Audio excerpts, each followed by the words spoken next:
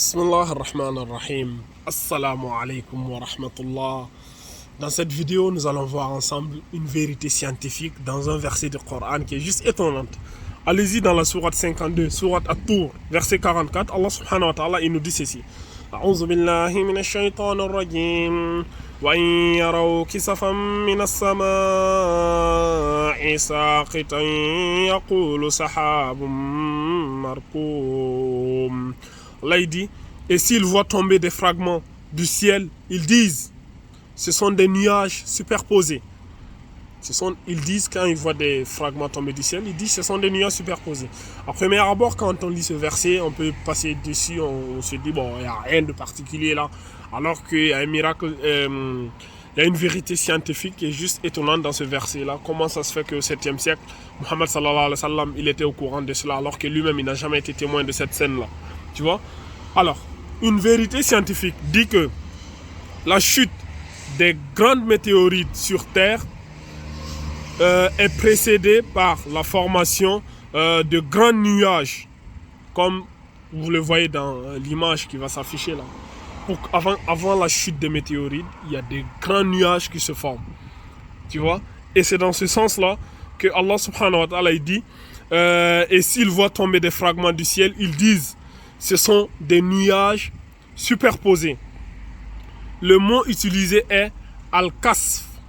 Al-kasf, parce qu'Allah subhanahu wa ta'ala il dit ceci. Wa in yaraw kisafan. Le mot kisafan ici, le mot al-kasf là, veut dire un morceau de caillou. Subhanallah. Allah il parle ici en termes en fait, d'une précision. Il dit c'est un morceau de caillou, tu vois. Un morceau de caillou qu'on ne peut pas voir, mais on voit les nuages superposés dus à leur frottement avec l'atmosphère et le brûlement de ces pièces. Donc on voit d'abord la fumée et c'est ce qu'il nous dit dans le Coran en fait, tu vois.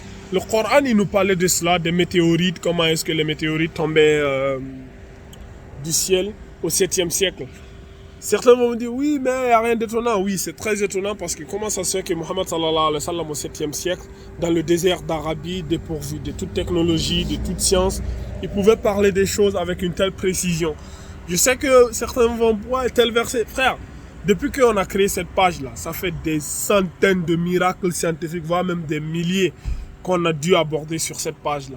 Tout ça, quand ça se mélange, ça vous montre que le Coran, c'est pas la parole d'un être humain. C'est impossible que Mohammed puisse être au courant de cela. Je vois beaucoup de gens critiquer le Coran. Ouais, les musulmans prétendent que le Coran fait des miracles scientifiques, c'est du n'importe quoi. Des gens avant eux connaissent. L'islam, c'est la continuité de toutes les religions qui existaient avant. Je l'ai dit. De Adam jusqu'à Mohammed, chaque peuple a eu la visite d'un prophète, chaque prophète a apporté, machin. Et l'islam, c'est la dernière version.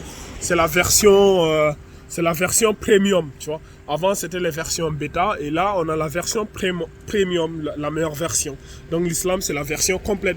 Voilà pourquoi Allah subhanahu wa ta'ala, il dit Al-yawmu akmamtu lakum dinakum wa atmamtu alaykum ni'mati wa raditu lakum al-islam dina. Allah, il dit aujourd'hui, j'ai parachevé pour vous votre religion, et je vous ai comblé de mon bienfait, et j'agrée l'islam comme religion pour vous.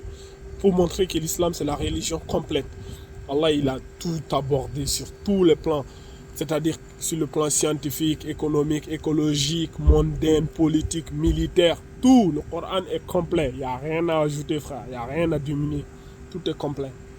Donc, c'est dans ce sens-là qu'on dit que ce sont des miracles parce qu'au 7e siècle, dans le désert d'Arabie, Muhammad sallallahu alayhi wa sallam, il n'avait pas accès à la science, il n'a pas accès à la technologie, mais il a dit des choses que la science vient confirmer des siècles et des millénaires plus tard. Ça, c'est étonnant. Sur ce, هذا أعلم والله عز وجل على أعلم سبحانك اللهم وبحمدك أشهد أن لا إله إلا أنت أستغفرك وأتوب إليك وآخر الدعوانا الحمد لله رب العالمين.